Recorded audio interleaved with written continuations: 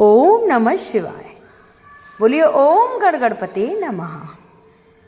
तो ज्येष्ठ माह चल रहा है और ज्येष्ठ का बड़ा बुधवार है और आज सुनेंगे विघ्नहर्ता गणेश की बड़ी प्यारी बड़ी पावन कथा। कहते हैं न कि जो भी श्रद्धा भाव से गणेश जी की पूजा अर्चना करता है, गणेश भगवान उनको मन चाहा वरदान देते हैं। गणेश भगवान को दुर्वा, दूब, मोदक के लड्डू बहुत ही प्रिय हैं और अगर भोग में उन्हें मोतीचूर के भी लड्डू बहुत अच्छे लगते हैं। पूजा अर्चना करने के बाद अगर उन्हें कोई मोदक के लड्डू खिलाता है तो वो जल्दी प्रसन्न हो जाते हैं। गणेश भगवान विघ्नहर्ता हैं, कहते हैं ना प्रथम पूज्य हैं। उनकी सेवा पूजा अर्चना से सारे विघ्न स्वतः ही टल जाते हैं। तो विघ्नहर्ता गणेश की कथा प्रारंभ करने से पहले सभी माता बहनों से अनुरोध है कि कथा को बीच में ना छोड़ें, कथा को पूरा श्रवण करें। कहते हैं कथा श्रवण मात्र से ही सारे दुख संकट टल जाते हैं। और एक और रिक्वेस्ट है सभी माता बहनों से, अगर मीना भारद्वाज भक्ति सागर चैनल पर पहली बार आए हैं तो चैनल को सब्सक्राइब कर लें, लाइक करें, शेयर करें, जिससे ये कथा आगे सभी के पास पहुंच जाए।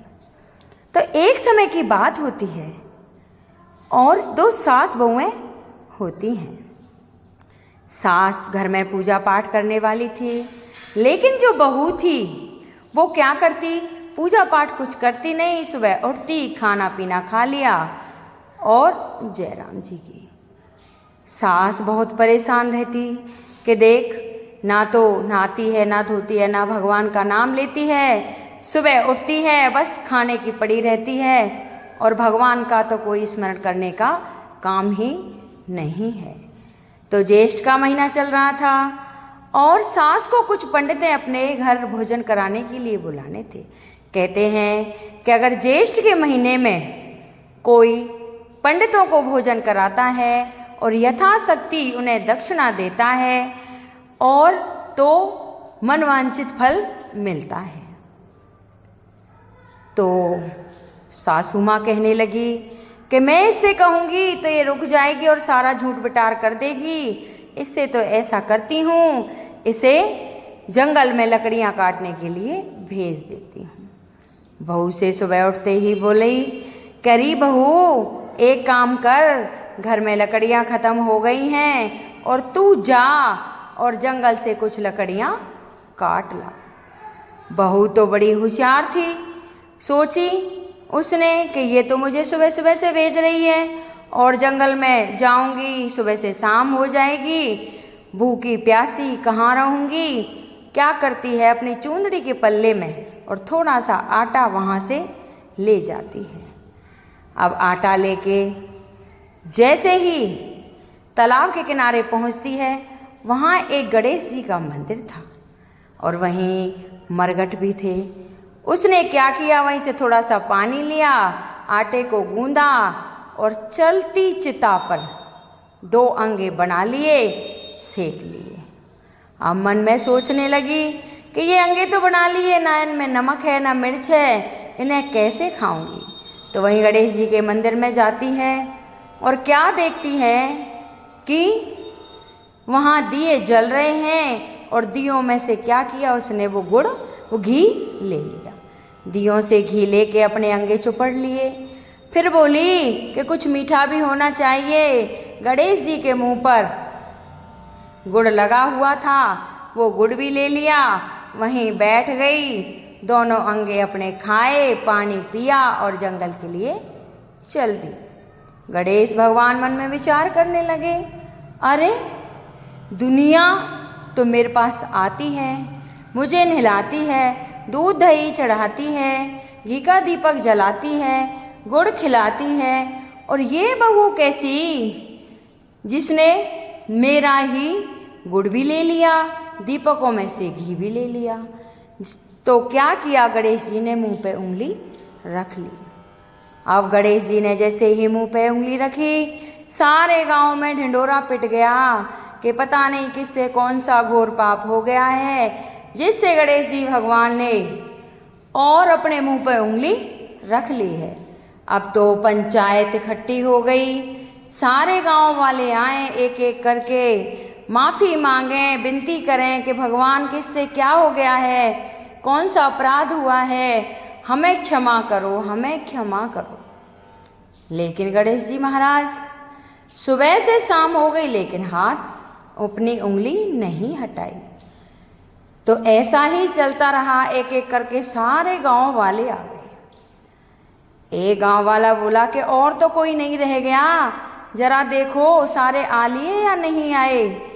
तो जो सासू माँ थी जिसने अपने घर में पंडितों को खाना खिलाया था, वो बोली कि अरे भाई रह तो गई है कि कौन मेरी बहू रह गई है, और मैंने सुबह ही उसको घर से भेज दिया था कि तू जंगल से लकड़ियाँ काट ला, सो अभी तक वो नहीं आई है, क्या पता उससे ही कोई अपराध हो गया हो। तो वो वहाँ से दो आदमी जाते हैं और जहाँ वो जंगल में लकड़ियाँ काट रही होती है वहीं पहुँच जाते हैं। अब उसके पास पहुँचकर कहते हैं कि अरे तेरी लकड़ियाँ कट गई हों तो तू घर चल। कि क्या बात हो गई? कि कुछ नहीं हुआ है, पता नहीं किससे कौन सा अपराध हो गया है जिससे गणेश जी भगवान ने अपने मुंह पर उंगली रख ली है, कहीं तेरे से तो कोई पाप नहीं हो गया। तो वो समझ गई कि ये तो मेरे से ही हुआ है। वो बोली कि चलो तो आप आगे आगे चलो और मैं पीछे से आती हूँ। एक बड़ा सा डंडा हाथ में लिया और डंडे को लेकर चल दी आगे आगे। तो जो बुलाने आए थे वो चले और पीछे से वो चलने लगी।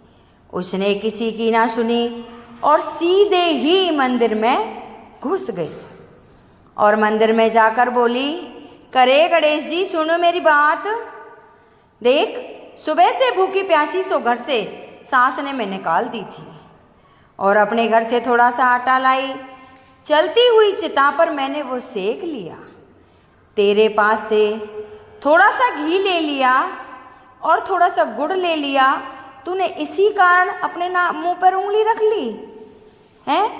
बता अगर मैं ना लेती तो मैं सारा दिन भूखी रहती। अब अपनी उंगली को हटाए या डंडा दूं। गणेश जी महाराज समझ गए ये निर्विघ्न है, भोली है, ये डंडा मार ही देगी, इससे तो ऐसा है मैं अपनी उंगली ही हटा लेता हूँ। गणेश जी भगवान ने उंगली हटा ली और वो बाहर निकल के आई कि आप कौन कह रहा था कि गणेश जी ने मुंह पर उंगली रख रखी है, देखो तो सही। अब तो सभी जाएं और देखें कि उंगली हट गई। सभी कहें हमने देखी, हमने देखी, हमने देखी। वह बोली कि सबने देखी लेकिन मैंने तो देखी नहीं। अब तो गणेश जी ने उंगली हटा ली। सारे लोग उस बहू की जय जयकार करने लगे और कहने लगे कि तू तो बड़ी ही अच्छी भगतनी है जो तूने गणेश जी महाराज की उंगली उठा ली। हे भगवान, जैसे उस सास की बहू को सद्बुद्धि दी, उसको निर्विघ्न से दर्शन दिए, वैसे ही जो मेरी कथा सुने हुंकारा भरे, सभी की मनोकामना पूर्ण करना, वारे न्यारे करना, भंडारे भरना। अगर ये मेरी कथा किसी को अच्छी लगी हो तो कृपया लाइक सब्सक्राइब जरूर करें और कमेंट बॉक्स में जय गणेश जी भगवान की जरूर लिखें। ज़्यादा से ज़्यादा शेयर करें जिससे सभी माता बहनों के पास पहुंच जाए। बोल गणेश भगवान की जय।